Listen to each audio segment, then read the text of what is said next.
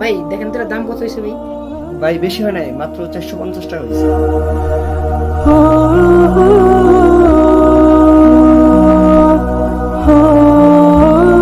ঠিক আছে ভাই, আবার আসবে। ঠিক আছে ভাই, তাহলে যাই। আচ্ছা ভাই দাঁড়ান দাঁড়ান ভাই, একটু দাঁড়ান। ভাই কি হয়েছে বলেন?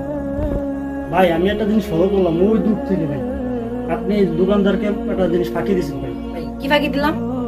ভাই ফাঁকিটা দিয়েছেন ভাই, আপনি একটা মাল নিছেন আর একটা মাল আপনি হেরো বুঝেছেন ভাই। আমি এটা কিন্তু দেখছি ভাই দূর থেকে। এ ভাই আপনি এটা কি করলেন ভাই? ভাই আমি ঠিকই কইছি ভাই, আপনি দেখবেন ভাই, এই দেখেন ভাই, এই যে আপনি এই জামাটা নিছেন ভাই। কিরে, তুমি দেখলো কেমনে? ভাই আপনি দুনিয়ার মানুষকে ফাঁকি দিলেন ভাই, আপনি তো একজনকে ফাঁকি দিতে পারলেন না ভাই। কে ভাই?